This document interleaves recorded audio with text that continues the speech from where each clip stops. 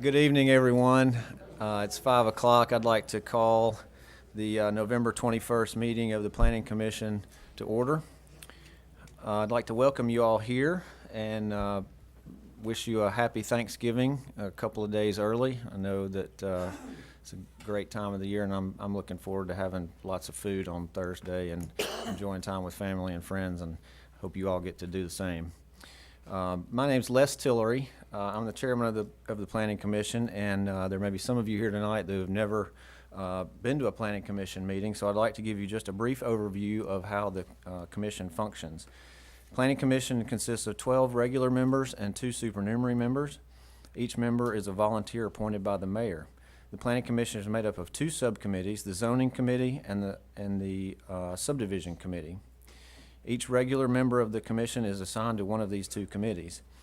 Each committee meets separately from the Planning Commission meeting. The Zoning Committee meets on the second Wednesday of each month, and the Subdivision Committee meets on the third Wednesday each month at 7:30 a.m. in the 7th floor of the City Hall. And these meetings are open to the public just like this meeting is. The Planning Commission has several responsibilities. They are to recommend zoning ordinance amendments, annexation, and zoning requests to the City Council, to adopt and apply subdivision recommendations, to approve location, character, and extent requests, to approve city master plans, to approve vacation right-of-way requests and street name change requests and plat vacation requests. The Planning Commission is supported by an excellent planning department which reviews each item that becomes before the commission to make sure that it meets the ordinances, regulations, rules that apply to development projects throughout the city. At this time, I'd like for each member to introduce themselves, and we'll start down here on my right. Donna Hendricks. Carlos Matthews. Kelly Scrimshire. Gary Whitley. Sally Warden. John McMullen. Jeffrey Rice. Jim McGuffey, Planning Department. And behind us, we have Michelle Jordan, Director of Planning, and Claudia Anderson from our legal department. All right, the first item is adoption of minutes. Move to approve. Is there any discussion? All in favor, please say aye. Aye. Any opposed? Motion carries. Okay, public hearings. We have several items on the agenda for public hearings, and have some just some ground rules, some policies we'd like to adhere to. This is not a time for question and answer of the question and answer of the commission. We'll have a time after the public hearing for the commission to deliberate each item and take action on each item. We would ask, if you have a comment, we would ask you to come to one of the 2 podiums where there's a microphone and state your name and address and make your comments. We would also ask that if someone has made a comment already that you are planning to make, we ask that you not repeat that comment. We're taking notes and we're listening, and we will make sure that we try to ask the right question and address your comment before we take action. We would invite you to stay after the public hearings are over for the action items part of our agenda. So if you're interested in seeing the outcome of the item you are concerned about. Okay. The first item is Celia's Garden subdivision, and I'll ask Thomas to give us a brief introduction for each item. Celia's Garden subdivision is located Southwest City, south of Hobbs Road and west of Bell Road. This item is zone R1B and is overall 21.44 acres. This item was before you in October of 2017 for a relayout and is now before you for a re-preliminary of 63 lots. Is there anyone here to comment on Celia's Garden subdivision? Hearing none, the public hearing is closed. Item 2 is Chimney Creek subdivision phase 1. This item has been withdrawn, but we will hold the public hearing open to a future time. Thomas, if you want to just give us an introduction on this. Chimney Creek subdivision phase 1 is zoned R2, is located southeast city, west of Old Big Cove Road and north of Paul Road. This item was before you for a layout in September of 2017 for 92 lots. Again, this item has been withdrawn, We will hold the public hearing open until, at which time it appears on our agenda for action. Item 3 is Old Cobblestone Phase 7. I would hope that the builder would not apply for any type of variances in the future that would put any type of apartments, shopping centers, government housing, convenience stores, bus yards, businesses, rehabilitation centers, or small homes less than $250,000 and maybe less than, no smaller than 2,500 square feet. I have owned homes for a number of years in various states, and I'm seeing how variances have been applied for and how it affected the lives and qualities of those that have been in established communities. Also, I know that the other phase that's going to be is going to be a much smaller homes. The density is going to be quite higher. So, as a concerned citizen, I'm concerned that when I checked your status for notices, I'm the only resident in my area that was noticed. There were other businesses, and when I called your office, the person that I spoke with at the time did not have the number of individuals that were being noticed. I thought it was awfully inconvenient or convenient for that information not to be readily available. And when I come here, I only see one resident. So those are my comments. Okay, I'd like for the council to and the board to take those items into consideration. Thank you. Thank you.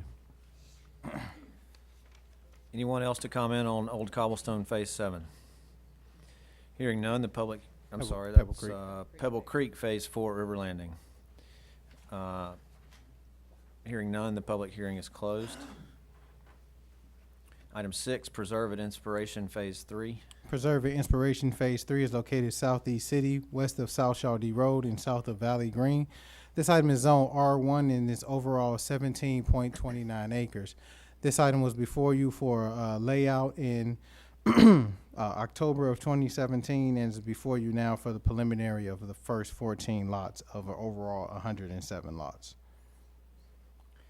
Is there anyone here to comment on Preserve at Inspiration Phase 3?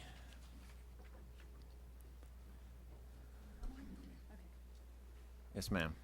Hi, I'm Julie Halstead. I live at 13310 South Village Square Road. And so when I talked to the engineer over there, they said that sidewalks had already been discussed and that they were trying to get a waiver. That road is already so narrow. There are no edges or berms to the side of the road, and when you're walking your dog, it's very hard as it is with the traffic the way it runs, that it's, you're pulling over into a ditch trying to get the dogs off the road. So I understand they don't want to do the sidewalks to try to keep it looking more natural, which I agree with, but if there's a way to widen that road to give more of a side road to that so you can step off and keep out of traffic, that would be very helpful. The other thing that I've noticed on the parts of the road, because there is no edge, you have the white line, is when we have those heavy trucks come in to do any construction, it does start to tear that road apart, and it is kind of falling apart there. So that's something to talk to the builder, that if the road starts to fall apart, we do need to make sure those are quickly repaired, because there is no, the roads are fairly narrow. And then I know you're not asking for question and answer, but it would be nice, since we are trying to keep that area as natural, if there was a limitation on how many trees can be cut down, because in the other parts of the neighborhoods that have been going in there, they almost clear cut the lots. And I know these are larger lots here, but still it does take away from the atmosphere up there, and it would be nice if we could get some limitation on the amount of trees that could be kept to keep it look natural, and then maybe keep some of the wildlife population up there. Thank you. Thank you. Yes, sir. My name is Charles Miller.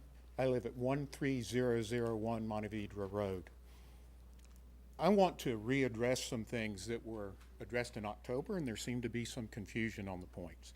Number one, Green Mountain Road is deemed unsafe for school buses. There is no school bus service on Green Mountain, and although an article written 3 months ago indicated that the school board was asking for another study, since the alignment of the road has not changed, since the grades on the road have not been changed, and the road is still as narrow as it was 20 years ago, that should not change.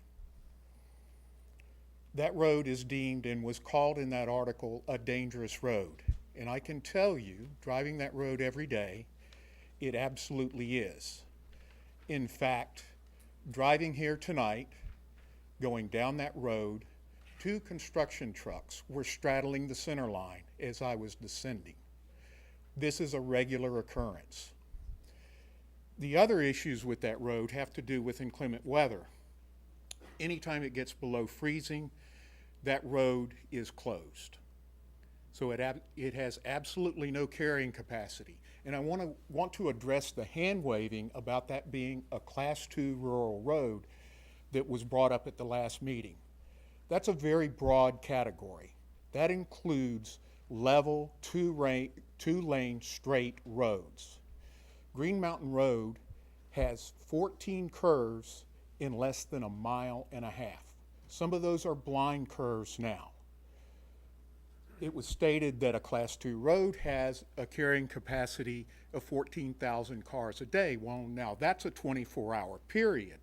Let's do a little bit of math and let's look at this rationally. This area will have over 1,000 vehicles traveling through one intersection during peak hour. That's the intersection of Bailey Cove Road and Green Mountain Road, which serves not only the more than a dozen subdivisions already platted on Green Mountain. Granted, some of those are small, but that includes Camelot. At least 3/4 of the cars in Camelot use that intersection. So people going to work, to shopping, and to school all have to pass through that intersection. Now, I've seen numbers of anywhere from 700 to 1,000 cars during peak hour through an intersection like that. That requires that a car spend no more than 3.6 seconds in that intersection, either stopped or yielding. That's difficult to do outside of peak hour. So I submit to you that in considering the cost involved, that eventually further development on Green Mountain, particularly development of higher density, which we're seeing now in all the inspiration developments up there, is going to result in a requirement to do 2 things. One, the geology of Green Mountain is not such that it can handle that many more septic tanks. It just cannot. It is a limestone mountain with a sandstone cap and very little topsoil. In fact, most existing homeowners have to bring in topsoil and have to continually fight erosion. Further erosion on the mountain is an environmental disaster waiting to happen because it's a watershed into 2 rivers, the Tennessee and the Flint.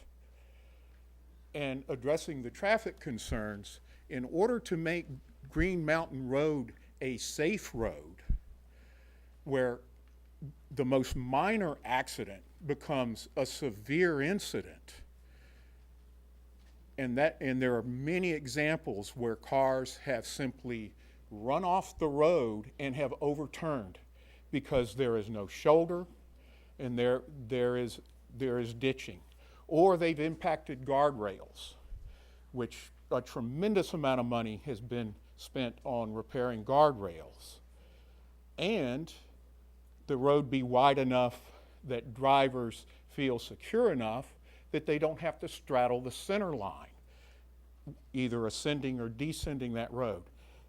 Putting more traffic on that road is a disaster waiting to happen. Between the last hearing and this hearing, there was an incident with a Huntsville utility truck. The road was closed for over 4 hours. No traffic up or down the mountain for over 4 hours for a minor incident. So people can wave their hands all they want about that being a Class 2 rural road, which you're asking to serve as an urban thoroughfare. The reality is that is completely impractical.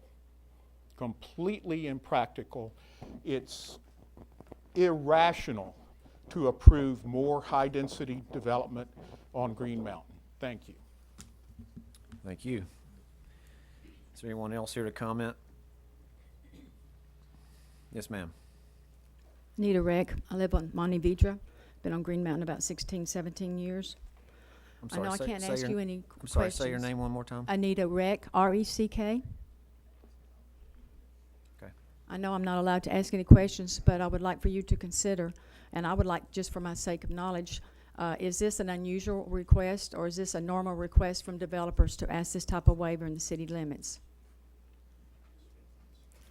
If you asked me to describe the attributes of Green Mountain and the home sites, I would describe them as rural mountain settings with large wooded lots over 1+ acres for the majority of the homes that are up there.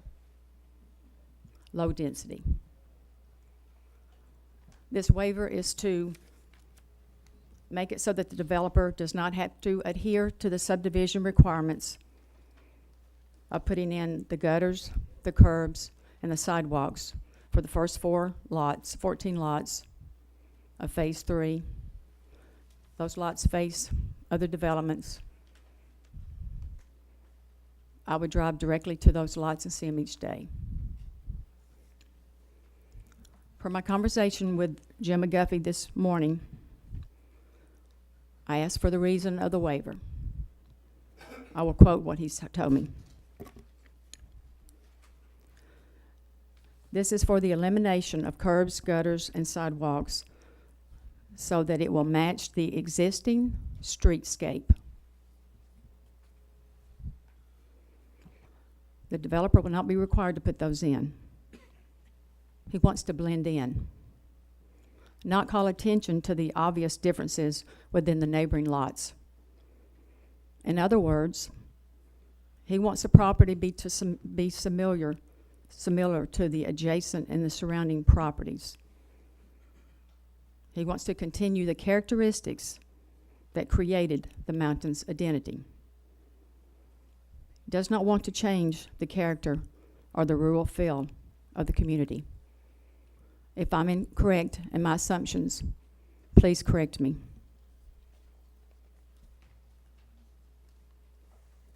Thank you. Yes, ma'am. I'm sorry, but I have to get involved. I read some things on here that disturbed me, sort of, kind of. But anyway, I'm not going to say what they said. Miss Reed, we all know who you are, but would you give us your name and address? Jackie Reed, I'm the devil with God's blessings. That's all I can say. Anyway, when I seen Men's City developers, I thought this was the mall out there. That's the one developing the mall.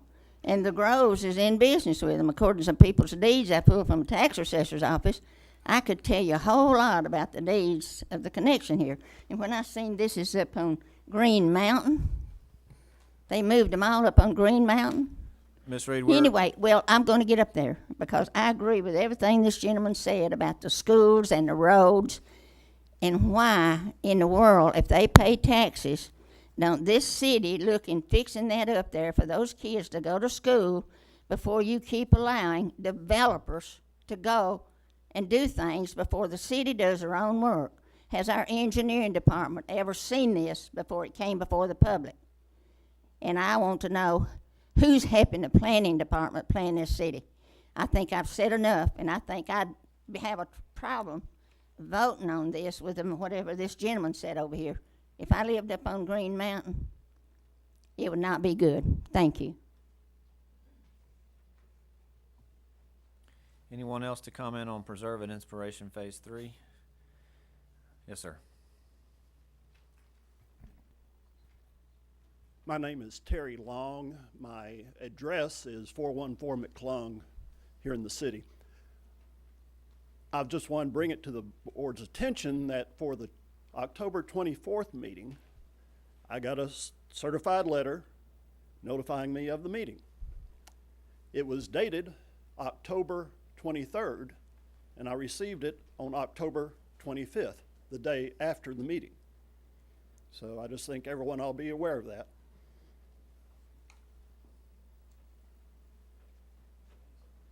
Anyone else here to comment? Yes, sir. Good evening, Corey Chandler. I actually live at the Preserve, 7 Acres Ridge Circle. Not really trying to comment against any of the safety concerns or anything like that, but what I did want to say is that as far as the residents that actually live in that development, you know, we do care deeply for the mountain. We want things to be safe, and I know through discussions with the builder and then just our neighbors, you know, everyone is on board through that. Through our HOA, we have restrictions in place that ensure that we maintain our property in accordance, you know, with the proper guidelines. So for future development, you know, we want to ensure that things are done the right way, but we also believe that what is being done up there is good. And so if it means that the city has to do things to improve the roads or anything of that nature to get up there, you know, we would be all for that. But I do want to say that just for the residents in general, we do love the development. We love being up there, you know, and we want to continue to see it done correctly. So thank you. That was all. Thank you. Anyone else to comment? Yes, sir. John Lassick. I live on South Village Square Road, right on the edge of the new subdivision. I own 3.5 acres and a house that's over there, and so I will be probably the most person that will be impacted by one side of this subdivision. We moved up there because of the character of the mountain and of the character of the surrounding area around this proposed subdivision. All the lots on either side, I'm sure you know, are what I'll call estate lots. They have at least an acre. I have 3.5. We moved up there, we all built houses thinking that the next stop was the nursing home. So my point is that the city has a duty, and it's in the, I guess, documents that allow or disallow changes to surrounding lots up there to stay within the character of the mountain, and we keep arguing over what that really is. Well, I just did a short look at Merriam-Webster, and one of the definitions of character is a set of qualities that makes a place or thing different from other places or things. Well, we have a different place up there. We've really all enjoyed that for a long period of time. And so if a developer or anybody else wants to come in, I would expect them to stay within the character of the existing plots that are our land that's already there with the existing homes. The earlier subdivisions on the other side of Inspiration Point and all didn't have a lot of houses or didn't have really anything. It was a new subdivision. Now you're talking about plopping 100 and some houses right in the middle of houses that are worth $1 million to $2 million. Now what's that going to do to the property values of those homes, including mine? So I think the city has a duty, if not a legal duty, to protect the current residents in their city limits that pay the property taxes up there, to make sure that whatever happens to that land, it falls within the existing character of the lots that are already up there. Thank you very much. Thank you. Anyone else to comment? Hearing none, the public hearing is closed. Item 7 is Whitesburg Estates Jackson Bend Addition Phase 2. Whitesburg Estates Jackson Bend Addition Phase 2 is located southeast city, west of South Memorial Parkway and north of Rothmore Drive. This item is on R2 and is overall 50.74 acres. This item was before you for a layout and preliminary in June of 2017 and is before you now for an addition of 3 lots. So going from 43 lots to 46 lots. Is there anyone here to comment on Whitesburg Estates Jackson Bend Addition Phase 2? Yes, ma'am. Hi, Susan Layton, 2002 Danbury Circle. I'm not here to oppose the changes to the development. I'm here because this is our last opportunity to go on public record about our concerns, our continued concerns about this subdivision, mainly to address water containment on the property. I have documented everything we have done to our homeowners insurance, and they have requested that we continue to go on the public record. We are not concerned about a major flood event in South Huntsville. We are concerned about stormwater management, to which there are 2 retention ponds being built on that property, one directly behind my home. We are extremely concerned about the design and the construction, and to make sure that those ponds will not fail. I want to say that I have talked to Mr. Davis and also to city engineering, and they've been very helpful explaining to us how those ponds are supposed to be functioning. But I would like you to know that we have watched as they have dug and pumped and dug and pumped, because they keep hitting spring water in that particular area. They have yet not been able to finish digging the pond behind our home. So of course we're concerned about whether those are going to function properly. We are the end lot. So we are right next to the end of the property where the spillways will pour over into the Sockwell ditch. So all we're asking is that we go on record and that the city pay attention to what's going on, and they continue to monitor the design and the construction of those particular retention ponds. We're fine with the subdivision. We just want to make sure that it's going to protect our property. Thank you. Thank you. Yes, sir. I'm Clay Parikh. I live at 2323 Rothmore Drive. I just want to state that I sent an email request to the city, to Shane Davis, to ask about what I'd noticed, what was off the plans for those retention ponds, and did not get a reply. And so it just seems. Now we're here to approve some modifications of lots and to understand that the ponds changed, but I can tell you the construction of the work and the process was still going on over a week ago, and they've pretty much already taken shape. And this was proposed, did not come to meeting for something, I guess because engineering issues, but looking at the shape of the ponds, the narrowness of it, I don't know if there was enough evaluation on the flow of the water and all that, especially considering the continual pumping of the water. And understand the sump pumps aren't heavy machinery, so they can run 24/7, and that's fine. But they've already done illegal stuff as far as pumping water into the wetland. Yes, sir, they have. And we notified the city, and all we know is they just come out there and told them about it. So now it's pump one pond out into the drainage to fill up another pond, so we're technically within the limits of the law. So that's been going on continuously. It was mentioned about the Green Mountain and the water, and that's the thing that is our concern. I understand the elevations and the way everything's planned out, but the thing about the elevations and the way the water is and the surface area of the pond, except for one thing, but if you're hitting spring water like that quick, what happens when heavy rainfall in other parts of the city? Get that. That underground water and all those things are going to add additional flow to that. So it's just going to put an additional problem on it. And the other thing too is I know can't ask a question, but I would like to know about the waiver for the non-radial lot line for between lot 1 and the common area. Is that the new lot 1 in the proposed? And if you could, in your minutes or your time of discussing this, I would pull up the Google map and just look at the regular map thing that will show you the blue water line and compare that to the overlay of the lot line.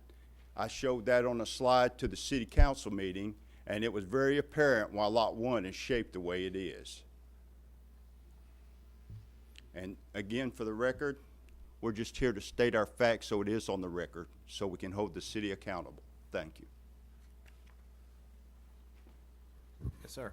Yes, I'm Ken Wolford. I live at 2417 Rothmore. Fortunately, I'm not in direct contact with the construction, but one of the main concerns is the change in the plans that had been approved back in June, had a minimum lot size that supported the rezoning, minimum lot width, all of that sort of thing, which was the justification for allowing the change from a 1A to 2. Now all of a sudden we're adding 3 more lots. Is that changing these minimum lot sizes of 12,000 square feet? I don't know. All I know is that to go from 5 homes, lots in the cul-de-sac to 8, it's got to change something. And we don't know what that is. But on top of everything else, the initial sale was to look at larger size homes, minimum size homes of 2,500 square feet and above.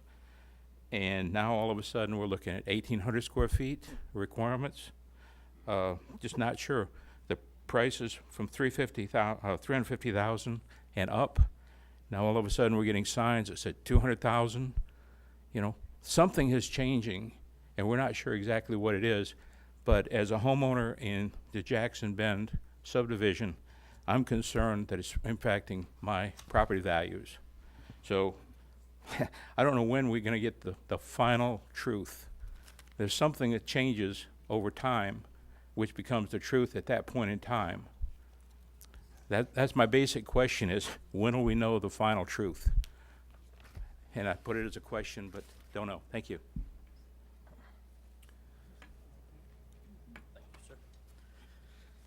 Kurt Meadows, 2050 Roseberry. I will be the house right behind the new addition. The 8 homes will be built behind my house. The question I kind of have for the city, and this is something I'm a little upset with. This is a proposal tonight to do that, if I'm not mistaken. If you go to the Davison Homes website, those homes have already been added. Now, if I'm not mistaken, how can you add something that's a proposal already? Well, we all know why. It's set in stone. It's going to happen. But I'm just Kurt Meadows. I live in a little house over here. I don't have a lot. Just a job and a nice little house. I don't have a boatload of money and things like that. And I think that just goes to show the city and the people that have the money are getting whatever they want. And it's his property. He can do what he wants. I've been fine with the construction and everything like that. I just think that these things really need to be taken a look at when the little guy is just getting bulldozed, really. And the people with the money get what they want. They know it's going to happen. We know it's going to happen. I'm fine with it. But I just want to bring that to light, that you up there represent us, or supposed to. Just make sure you're representing us, okay? Because, I mean, we vote, so I appreciate your time. Thank you.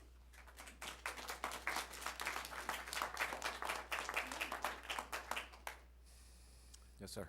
My name is Jeff Infinger. I'm the developer, and it's good to see y'all again.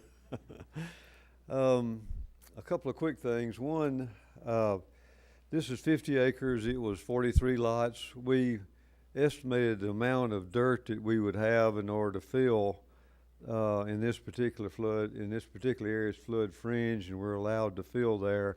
You know, obviously, it takes a certain number of cubic yards just to do any particular job. We found a little bit more dirt, usable dirt on site than we initially thought, and we were able to add 3 lots on the Sockwell Drive side. The Jackson Bend side has not changed, and so there's been no change on that. As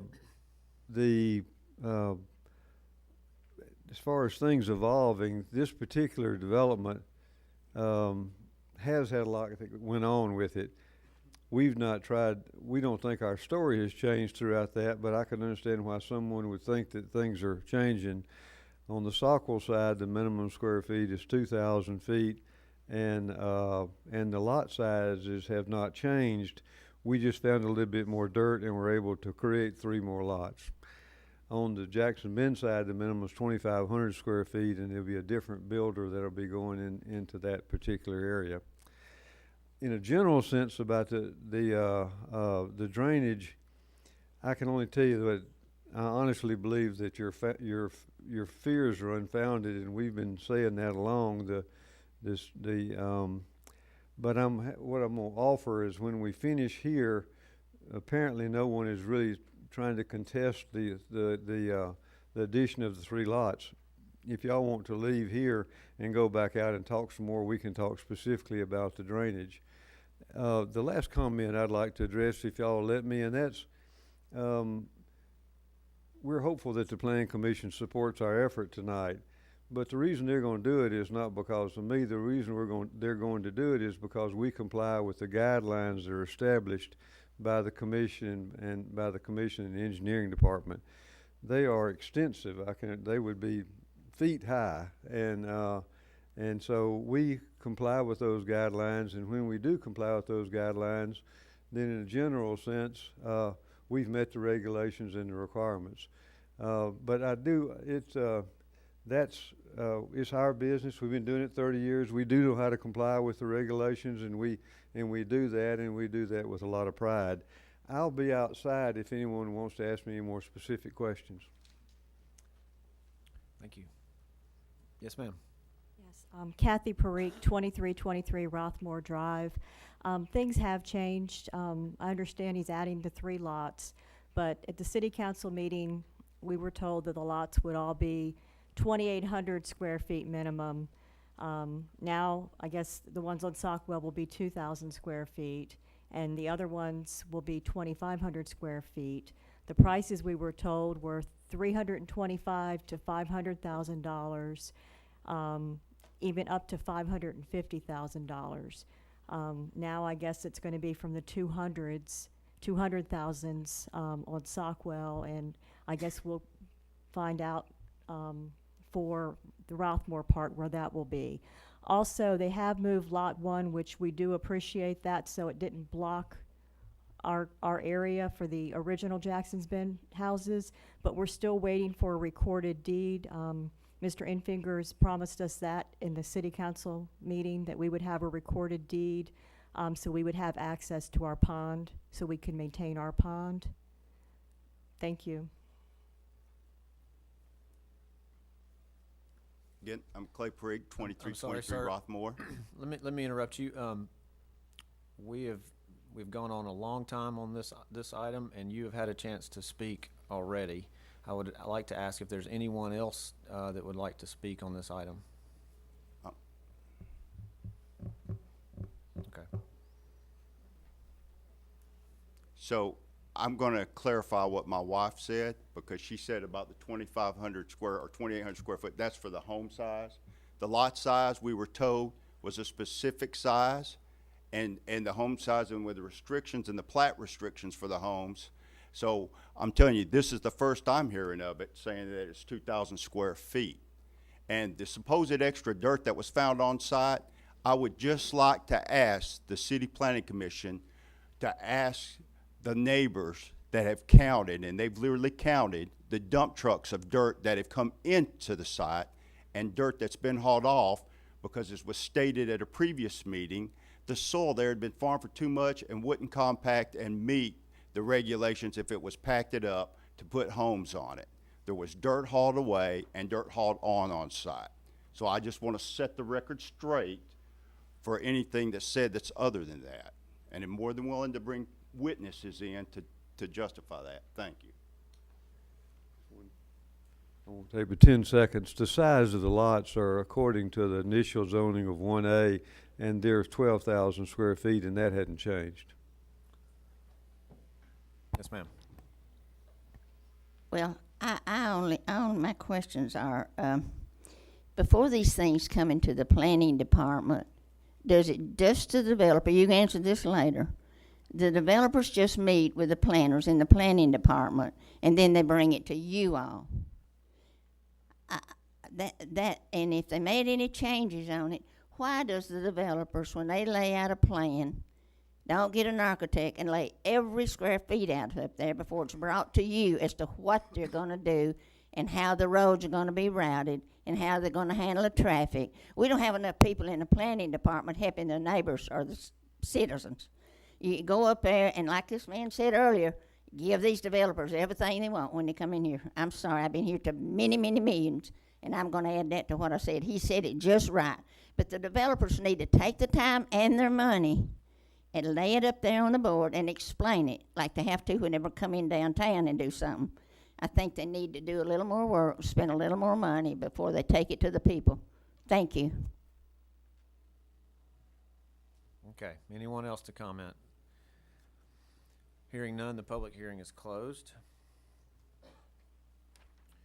Item 8, vacation of right-of-way, 8A, a portion of Cooper Street, Pierre Edition, plat, book 1, page 22.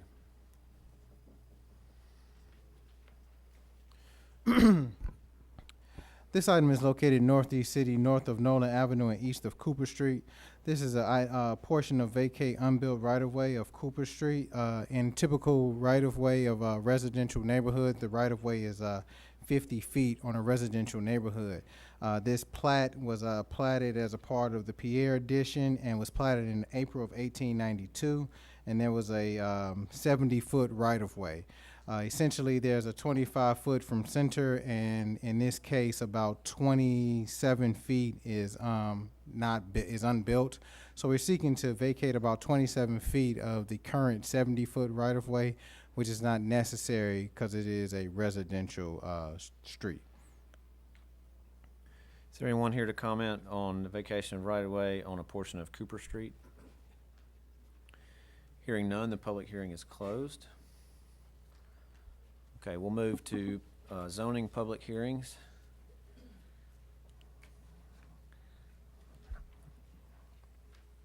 First item under zoning is Whitesburg rezoning. And Ashley, would you give us an introduction of this?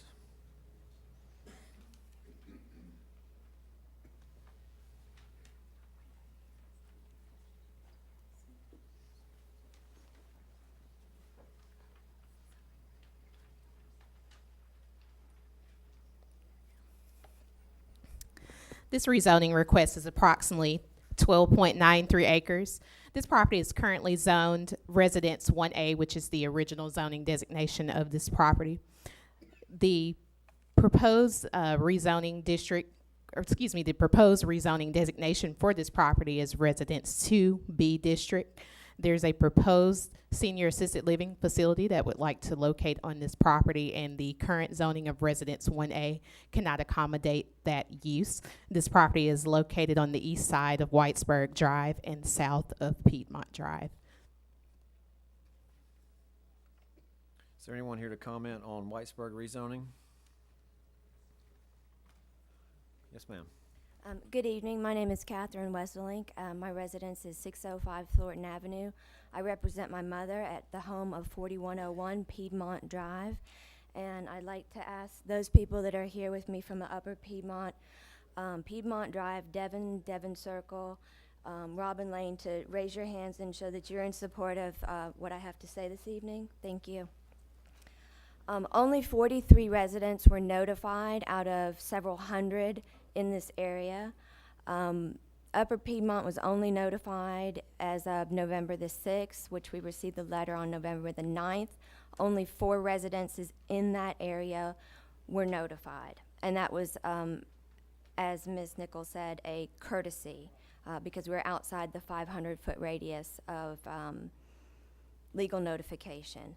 The issues that we are concerned with are traffic, congestion, a new ingress and egress onto Whitesburg Drive, and the potential of the backup into our neighborhoods, and if it will be readdressed as from 2008 to open Piedmont Drive or Devon Street into the backside of the proposed zoned area.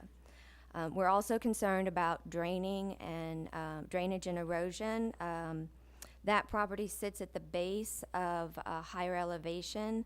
There is a small stream, creek, or culvert, if you want to call it, that runs down the mountainside, close to the meadow, and then behind the mansion, and then the culvert runs down the south property line and then goes across Whitesburg into city drainage.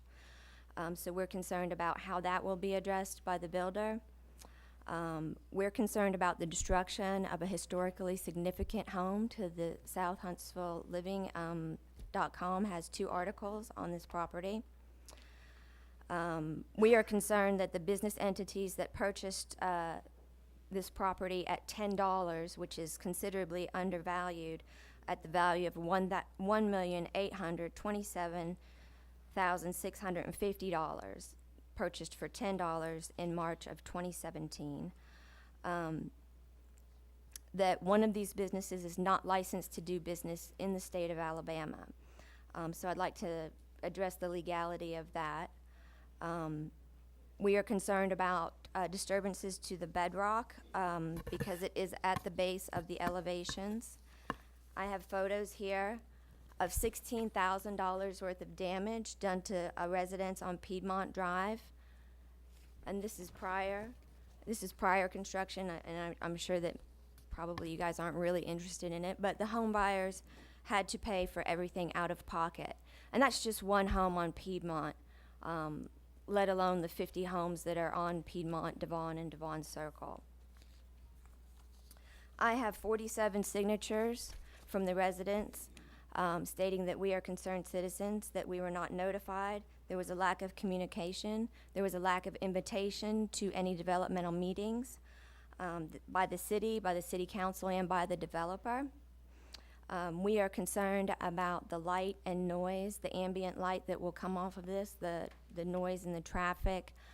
And we would like to consider, if this does get passed to R2B, that there be a considerable buffer zone to preserve as much of our lifestyle as possible. Most of the people that purchased in this area have purchased because they are dead-end streets. They're not true dead ends. They just don't really truly have an exit. Our children can play safely in the streets. We have a very tight community. We speak to each other as neighbors. We wave. We talk to each other. And the parking is accessible and right now is easy. Should things change and the city decide to open up Devon Street or Piedmont, then all of that's going to change for us. Our lifestyles will change considerably. The parking will change considerably, and then we'll have to address the traffic that enters into and off of Drake Avenue. There's concern about the property values. 1 in 4 residents that I've spoken to in the last week have stated that, well, if this is going to happen, we're considering putting our homes on the market. For the last 2 years, there have been approximately 4 to 6 properties on Devon or Piedmont up for sale in direct competition of each other. And it seems as though those property values are not as high as the selling comps in the area of streets that have less homes for sale. So if this proposal is passed and R2B is rezoned, then a number of people are considering putting their homes for sale, and I understand that it's very difficult to guesstimate what that will do to a property value, whether it increases or decreases. It's very expensive for the city and for the community to produce any numbers that prove anything. But it has been shown that the number of homes for sale does affect the value of the homes on the street. And then the last thing I have to speak on is that once the rezone happens, and this is what's important to the community, once we let them have R2B instead of R1A, they can change their plans at any time. They are not held to the plans submitted before the board or the commission. They can decide to put a trailer park in there. They can put a motel. They can put a hotel. It does not have to be a senior living community as proposed. They've changed 3 times what they've said they're going to put there. First, they said they were going to put estate homes. Nobody was objecting to that. That would only help our property values. It would also bring additional tax revenues to the city. As a business, as R2B, the taxes will be different. Including in that, the meadow will soon be developed into a church property, which will naturally not bring any tax revenue to the city. So the city's losing out by actually changing that from residential to residential/commercial. And And in summary, our community believes that the rezoning will negatively impact our current lifestyle, the peace and quiet and safety that our homes currently hold. And we strongly request the zoning be denied. If you'd like copies, here's the signature. Yes, we'll take them. Yeah, we'll take them.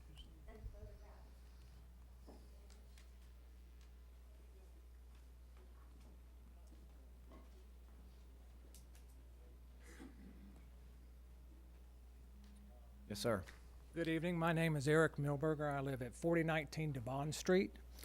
And we have some of the similar concerns and considerations, and probably the biggest piece is the loss of control. It may not be the actual project that's projected to go into this space because it's been presented as something very small and concise and easy to manage. However, when the area is redesigned, we have some issues with on the back of the property going up to Devon Street and Devon Circle. There's nothing stopping from property being moved or bought or purchased so that they can go and add streetscape back into the other pieces of the property and traffic back into the property. The traffic is a grave concern. We've had a death up at the intersection. We've had multiple wrecks up on Drake Avenue. It cannot handle a heavy traffic pattern. And so right now, as proposed, it doesn't go back to the back, but that's the concern, is once this project changes and the project is allowed to go through, we will lose control of the back piece of the property and doesn't stop anybody at that point from making the connection to the back. It is also the use of the project. When I spoke to my wife about it, we have no grave objection to the assisted living, but that can change quite rapidly. Assisted living with the size of the space that they have and what they propose now could quadruple in size after once everything is proposed if there's no covenants or no restrictions placed on the plat. We could also come in if that project fails, because you know nursing homes change so often every 3 or 4 or 5 years for different ownerships. The different densities, the type of usage that's used in there. We have, coming from a mom who has had to live in assisted and nursing homes in the area, there's areas that are degraded by the neighborhood because of what's brought in, and there's areas that are made positive. So we were trying to, and my family trying to look at the compromise, what works well. What we would like to see is some restrictions placed on the plat itself so that we can restrict what future growth happens. Something that will not allow motels and hotels and those other pieces that will degrade the value of the area, bringing greater congestion into the area, which would be greater traffic than what we would look in a typical residential area in this space, and would make sure that we foster the neighborhood environment that we have. We also want to make sure that there's a restriction as far as any access in the future back to the back from these pieces of property, because this piece does not fit with the traffic pattern we have, nor the neighborhood community and traffic that we'd have from normal families in the lower density areas that are already surrounding us. Thank you. Anyone else like to comment?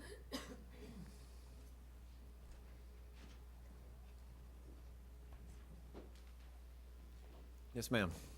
Hello, my name is Patricia Smith, and my family has lived directly across from this plot on Whitesburg since 1962. We certainly have gone with the flow up to this point. However, there is a very big concern on my part about the traffic. I know the Upper Piedmont neighborhood is concerned about their traffic. But if we were on Whitesburg between probably 5 and 5:30, and you want the little old people to go see the yet older people that are in the home, it scares me to death. I don't know how, because like everybody else, I got my notice a couple of weeks ago.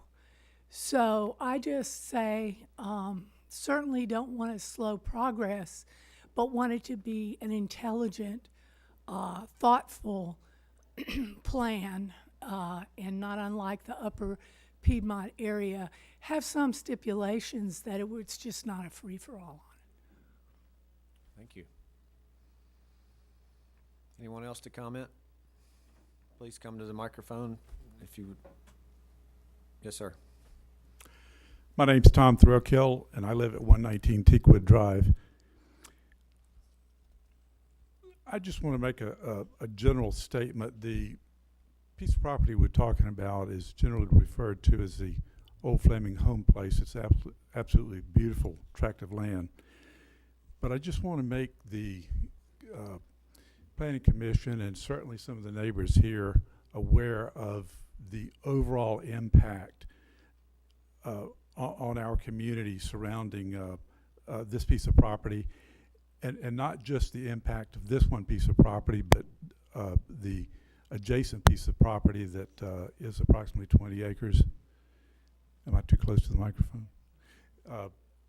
The adjacent 20 acres, which is where a church is going to be built, in addition to the old home place, the 12 plus acres, we would like the commission to look at both of these pieces of property as and consider the impact on Whitesburg Drive, the traffic.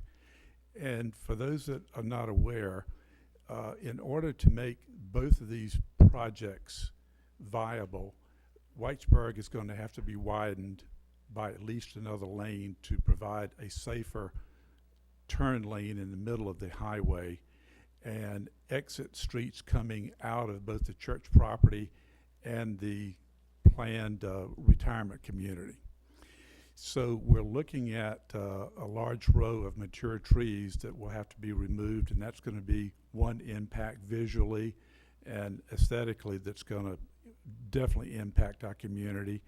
We're going to have more traffic funnel into that stretch of Whitesburg Drive between Teakwood and Drake Avenue.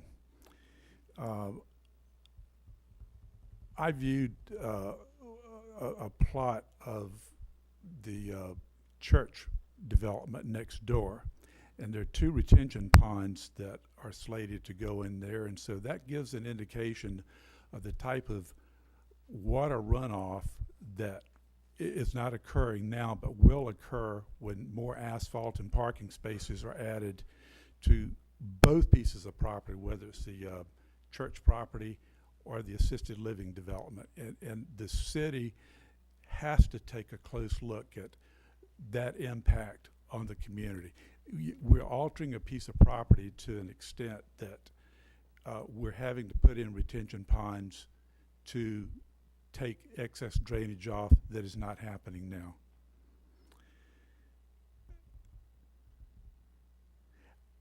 I would like to make a recommendation that the commission not vote on rezoning this property tonight, simply because there are too many unknowns on traffic, ingress and egress, potential widening of Whitesburg Drive, and the overall impact of drainage. And I'm sure there are a lot of other conditions that will definitely affect what we call Upper Piedmont and Lower Piedmont down where I live in my neighborhood.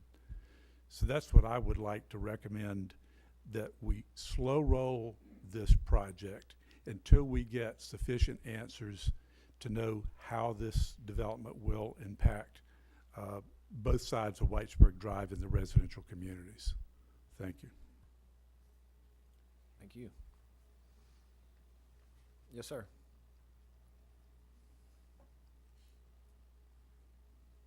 I just have one question. Are there any roads from that development out on other than the ones on Whitesburg? I don't see any road layout, or do there have to be any up there for the people to see it? I don't see any roads other than coming out on Whitesburg. Maybe y'all can explain that. And has engineering and has traffic looked at all of this? This is what concerns me, that when these things come in here, they're not complete. That really bothers me. We need to get a hold and a hand on some of this stuff. Thank you. But I don't see any roads any which way. Thank you.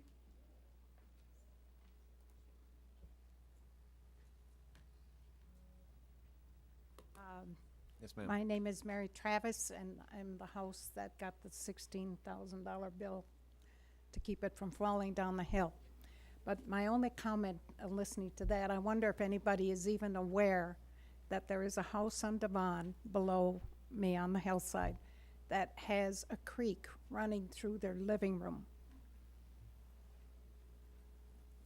Thank you. Yes, sir. My name is Charles Bendall. I live at 307 Devon Circle. I bought my lot from the Flemings in 1982, and I am the last of the original homeowners on Devon Circle. I've lived there 34 years. Now, I got to know the Fleming families, and I found them to be fine people. I enjoyed having them as neighbors. Now that I've said that, I want to express my concerns about this proposal. I haven't heard any discussion tonight about the questions I was going to ask, and I heard two speakers say you could not ask questions, so I'll try to present my information not in question form. I'm concerned about the number of accidents that already occur at the intersection of Whitesburg and Drake. There's many, many every year. These two projects are going to put another 500 cars on the road daily, which means more accidents. I guess you all have taken that in consideration, although I haven't heard any discussion about it tonight. So We'll have a discussion in the action portion of our agenda, which is after the public hearing section. So I'll move directly to my main concern, and that's what's going to happen to Devon Street. You're going to put another 500 cars on the road on Whitesburg. It's already difficult to get out to Whitesburg. If you are even considering opening up Devon, that's going to be a disaster. If you extend Devon, then there'll be not only the houses, not only the 500 cars that can use Devon, there'll be additional houses built on the southeast side of Devon, adding more cars.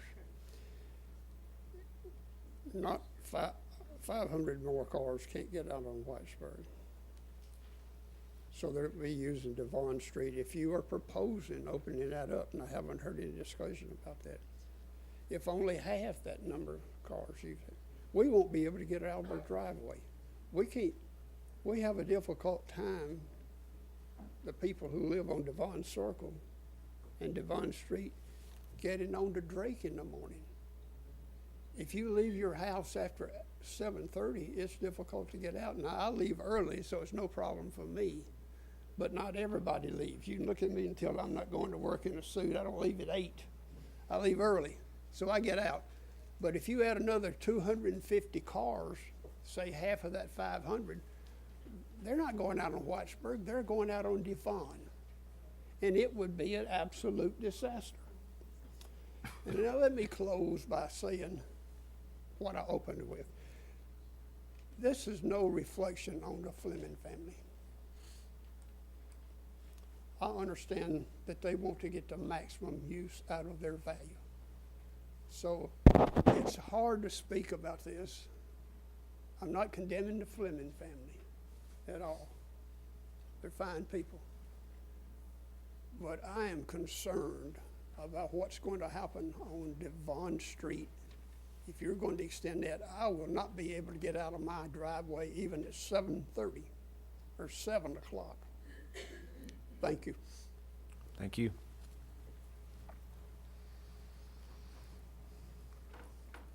Yes, ma'am. My name is Darla Westrich. I live at 4016 Piedmont. And I've noticed that no one has said anything about the wildlife. You're just going to run it all out when you start building. We now have deer everywhere. I mean, you see them, they don't bother anybody, but if you'll look at that mountain, it's covered with all kinds of wildlife. And you're just going to destroy that. The more you build, the more they will move, and where do they have to go? You do the same thing up on Green Mountain. Where are those animals going to go? They have no place to go. Second, the schools. You haven't even taken into consideration the schools that feed the traffic on Drake. I drove down Whitesburg one day and I got sideswiped by a car. It took off my side mirror. I couldn't do anything but file my insurance because they took off. Now you've got 3 schools at least. Huntsville High School, Randolph, and then Jones Valley. All those schools, you're putting all those children in danger by increasing all of that traffic that goes up Drake Avenue. because I have to leave by 7 every morning or I can't get out. By 7:15 it's impossible. I have to wait till almost 8 o'clock because the traffic is so bad. And it's school in the morning. It's not business people, it's people taking their kids to school.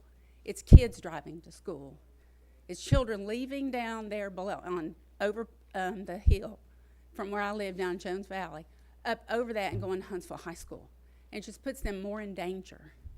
And now you're talking about them going down to Whitesburg. And if y'all haven't realized, the church they're building is the Highlands, Church of the Highlands. And if you've ever been to Church of the Highlands, I went to see somebody get baptized there. I've never seen such traffic in my life. It was like people going to Disney World. It was that much traffic. And that's what's going in on Whitesburg is Church of the Highlands. And they don't go to church just Wednesday and Sunday. They go every day. They have something every day. So you got to think about that. That's thousands of people go to that church, and I think that's great. That's thousands of people go to that church.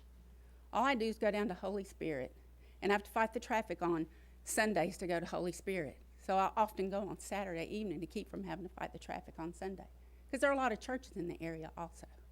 So I'd like for y'all to take that into consideration too.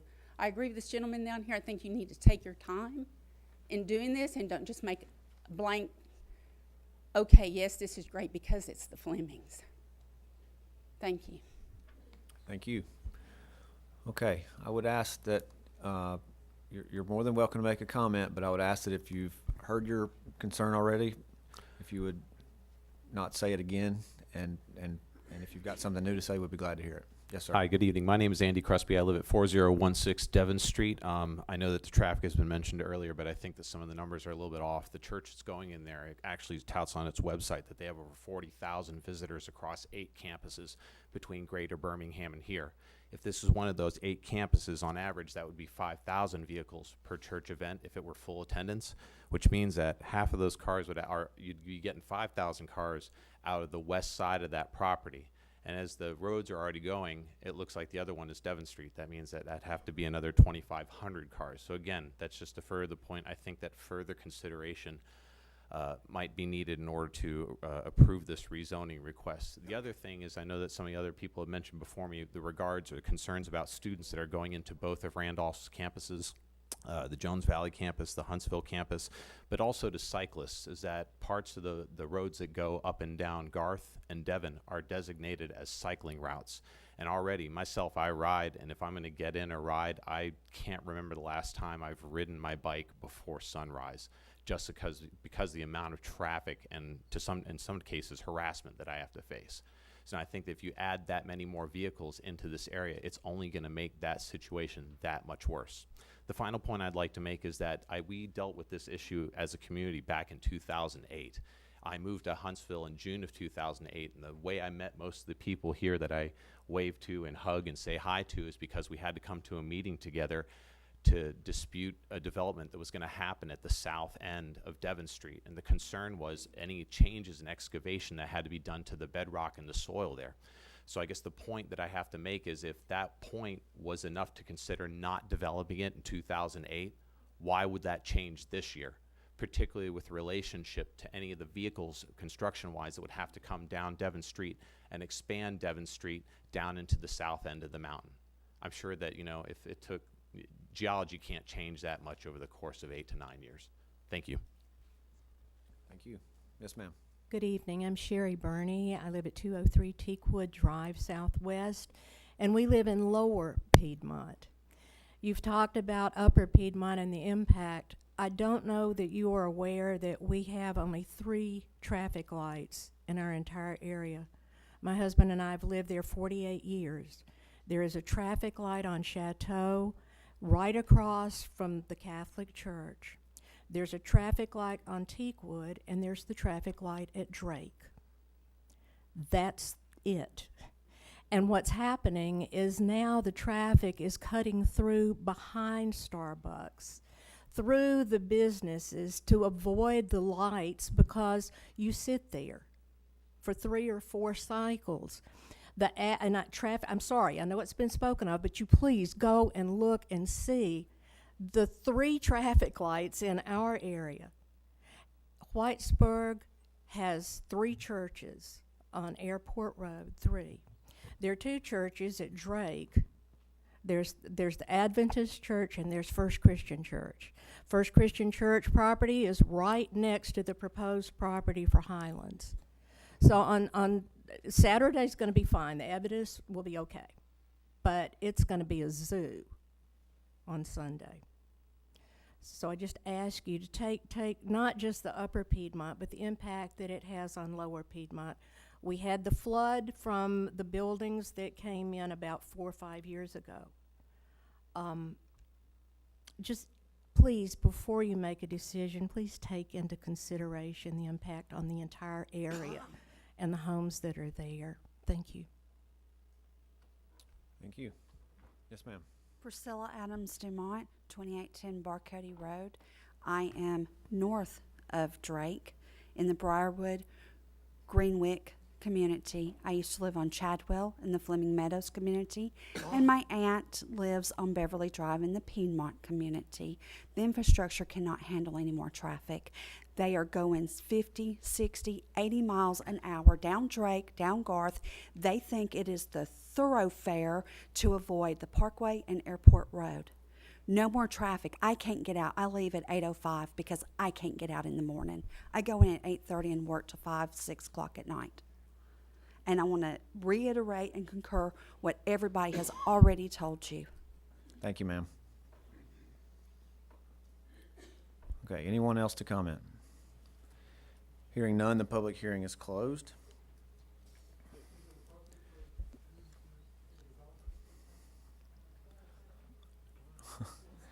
I wish you had asked me that before I closed the public hearing. It would be appropriate. Go ahead. I'm sorry? When you're the developer, they're always going to let you. I applaud your community. You want to give a watch for this case sometime. Sir, I'd appreciate it if you would not. Yep, thank you.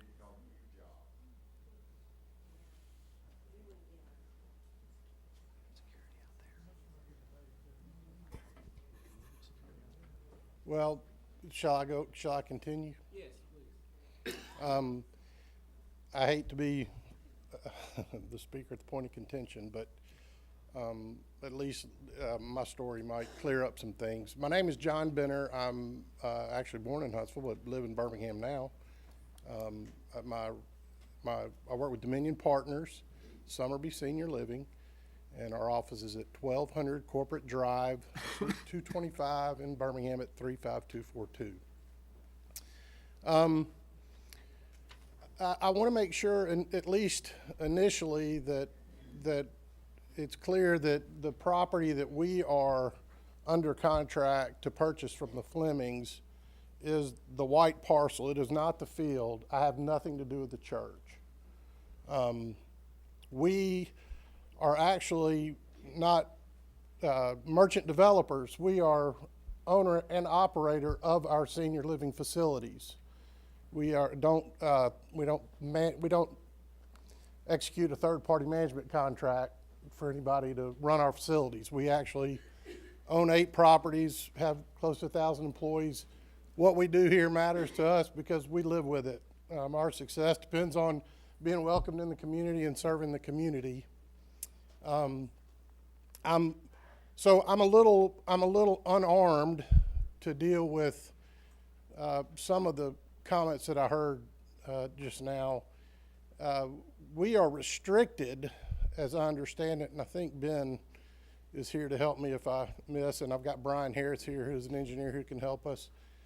But we are restricted from developing anything because of what's it called? The lower slope district. There's a lower slope district and an upper slope district. This property abuts the lower slope district, and it cannot be, the lower slope district cannot be touched, is my understanding. Density requirements, restrictions. Okay. Our property isn't even on the slope. We made sure we were south of it because it impacted what we would do on the site. And actually, this is not the best depiction of what we're purchasing. Ashley, if you could show, we're purchasing less than this. Is there another slide that? I know there was in the packet. So one of your concerns, we have no intention, have no desire, do not want to own this property unless we can do a senior living. We don't do other business that would go in with this R2B. That's not what we're acquiring the property for. We've had very early, we were not required to have a site plan, although I have one here that we'll put up on the overhead, although it wasn't required for the rezoning. That's how I was instructed. And so we've been taking our time trying to do this in a very thoughtful and sensitive way, because we do think the only reason we really were excited about the opportunity was because this property is a beautiful piece of property. Ben's wife and I met on site, and we want everybody to continue to enjoy it. So I've been working hard with the architects to determine how we can develop something and leave some of the legacy behind that the Flemings are proud of and that we wanted to honor. And quite honestly, we want our senior residents to enjoy as well. So the engineering has already weighed in that we would not be allowed any more than one cut on the Whitesburg, and that it will not be a full cut, that it will probably be a right in, right out, maybe a left in, but yes, there would have to be some widening to accommodate that. So we are dealing with that and have been, and I would say the engineering department's already tuned into that and being thoughtful about that as well. You can see this site plan shows less property, less higher up, I guess that's east of our site plan. The Fleming family will maintain and continue to own. We've got planned right now 109 independent living residencies, and then 32 AL and 32 memory care. And then in the front of the property, some sort of, and again, this is in draft because I haven't presented it to the city officially or to engineering yet. A two-story flats or some cottages up front for some additional senior living, but that would only probably be about 14 additional units there.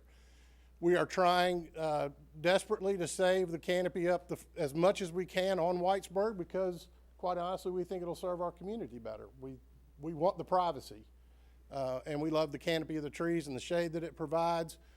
We are trying desperately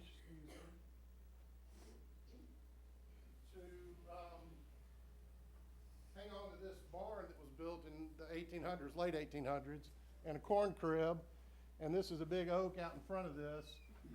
And I only show you that and you can actually see the barn and the corn crib on the site plan with the big oak.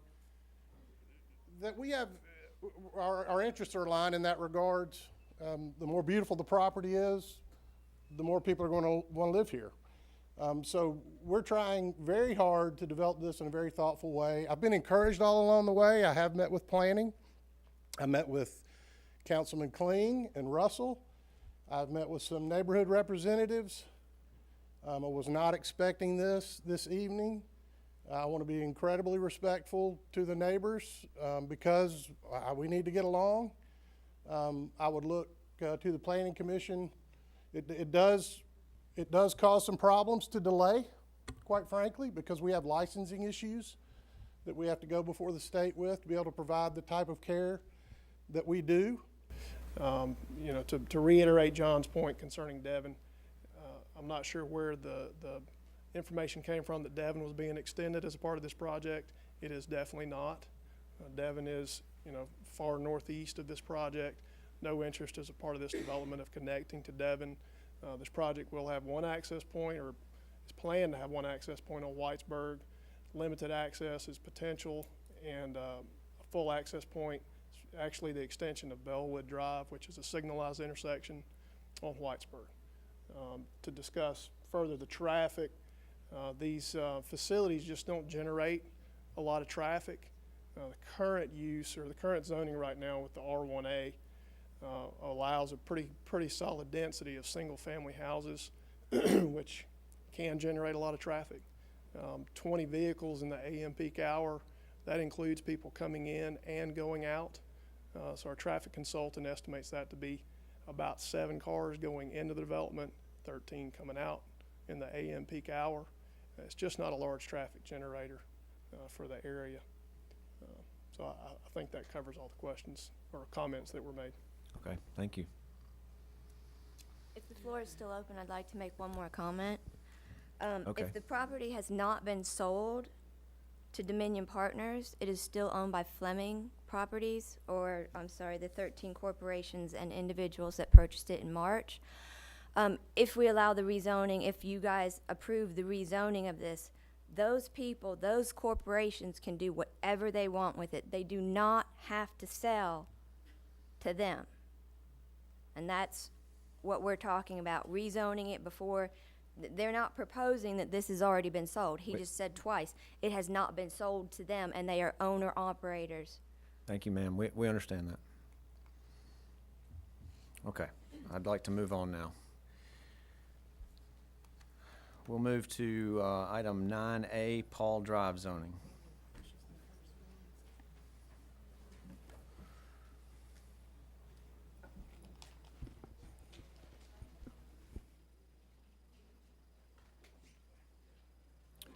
I would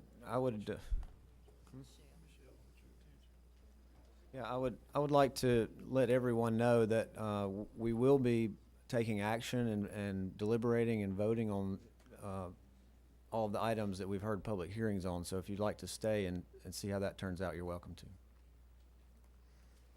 Okay, Ashley, Paul Drive.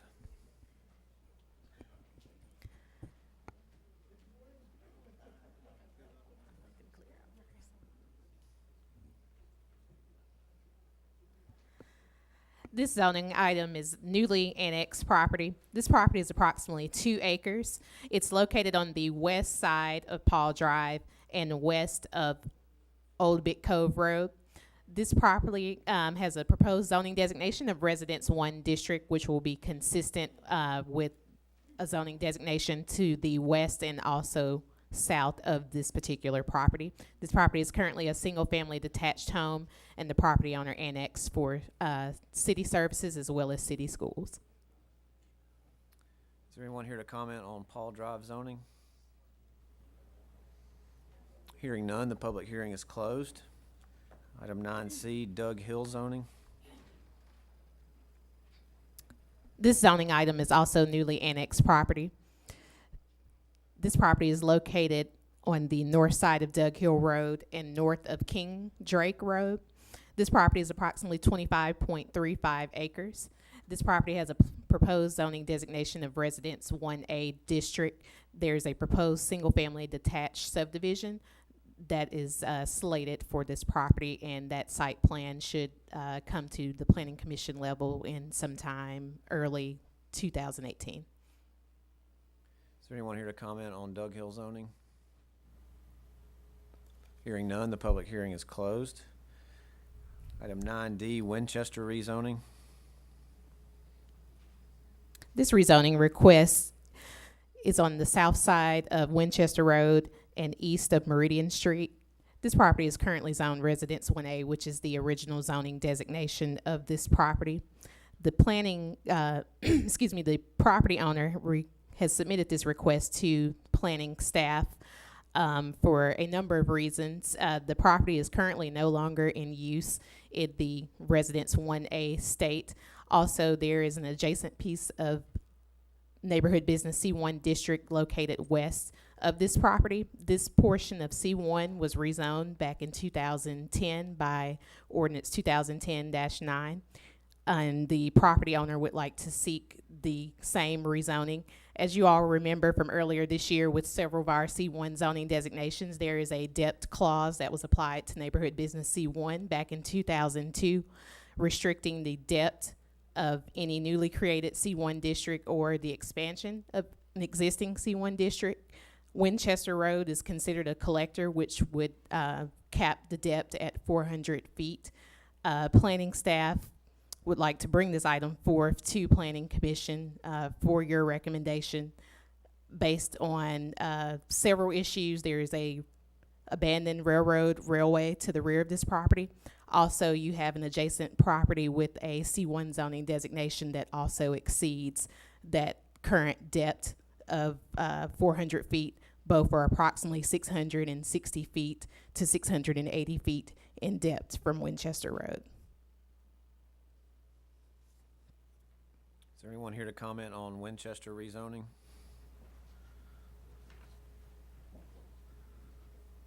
Yes, sir. My name is Roger Michael Ellett.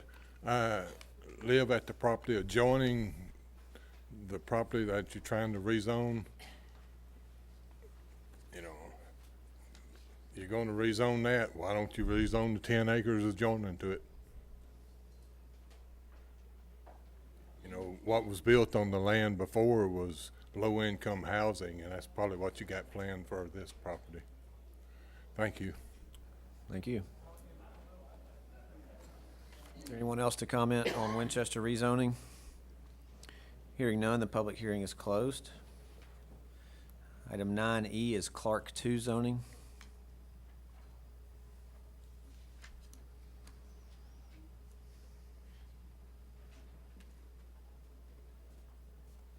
This zoning item is also newly annexed property.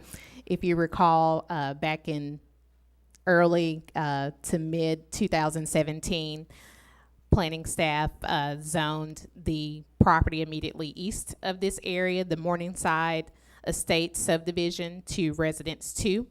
This portion of property is approximately 2.91 acres. This property is on the north side of Indian Ridge Drive and will adjoin the proposed Morningside Estate subdivision. And planning staff would like to propose a zoning designation of Residence 2 district, which will be consistent with the proposed subdivision.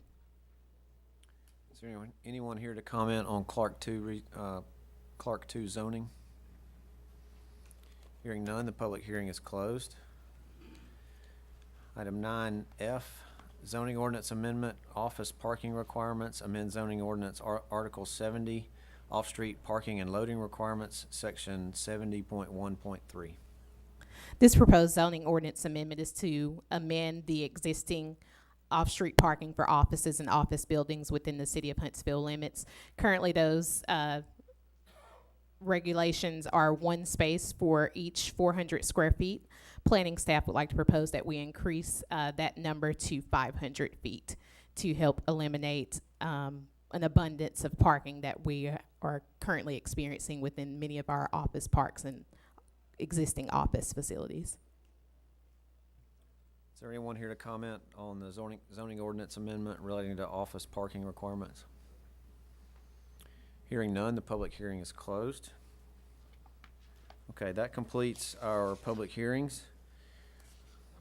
I'd like to move on to the subdivision report, and I'd ask our chairman, Kyle Collins, to provide our subdivision committee report.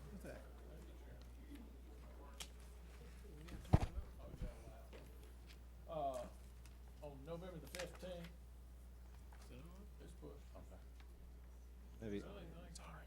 Maybe slide.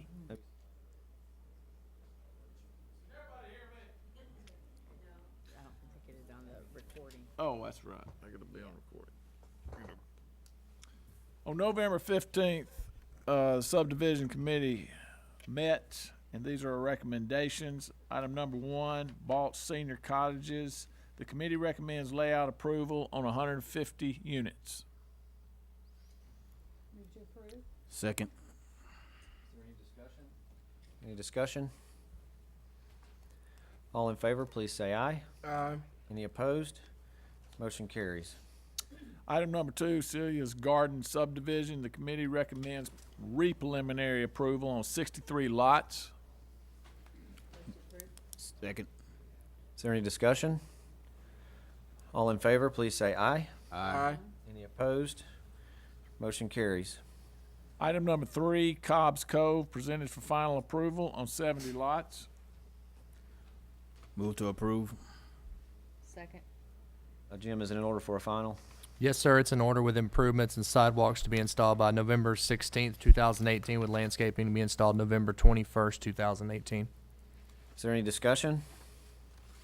All in favor, please say aye. Aye. Any opposed? Motion carries. Item number 4, Dry Creek Apartments. The committee recommends layout and preliminary approval on 178 units. Move to approve. Any discussion? All in favor, please say aye. Aye. Any opposed? Motion carries. Item number 5, McMullen Place Phase 6, presented for final approval on 9 lots. Move to approve. Second. Jim, is it in order for a final? Yes, sir, with improvements and sidewalks to be installed by November 21st, 2018. Is there any discussion? Mr. Chairman, I need to recuse myself. Okay. All in favor, please say aye. Aye. Any opposed?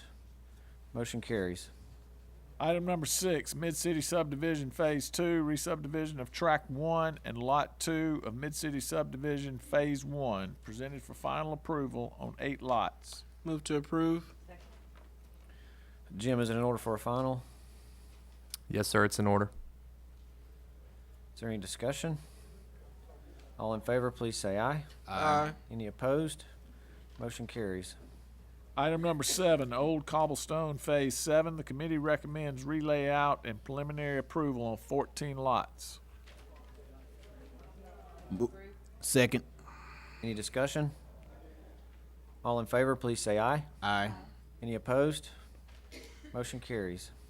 Item number 8, Pebble Creek Phase 4 at River Landing. The committee recommends re-preliminary approval on 51 lots. Move to approve. Second. Is there any discussion? All in favor, please say aye. Aye. Any opposed? Motion carries.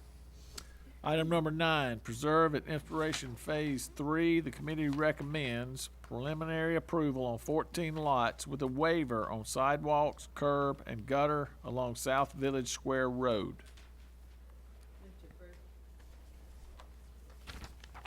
Second. Any discussion? Okay. Mr. Chair, I'll start with the discussion. We heard tonight from several residents that are currently there on Green Mountain, and numerous previous occasions here as well. And maybe a year or so ago, we reviewed extensively traffic and infrastructure requirements and necessities for Green Mountain. As well, at some point, we've looked at the overall Preserve at Inspiration development to include now the third phase. We have received information from the Madison County Health Department regarding the septic tanks and does the soil perk and all of those items. And so tonight that we're looking at now phase 3, we have not had any additional issues. While traffic has been mentioned, we've heard from traffic engineering. There was also other studies and information that has been provided. Thankfully, I mean, the residents have come and they have expressed their concerns, but we have looked at this extensively and continue to look at these items as they are presented before us, so I just wanted to highlight that. My question was, Jim, has anything changed from all the discussions we've had before about those same issues, the traffic, the septic tanks? They have not. You know, we've met with those departments and firmed up those numbers. We're doing additional traffic studies. Currently, we're putting some strips down to see what the new numbers are registering, and then we'll have some more data for you as this continues to develop.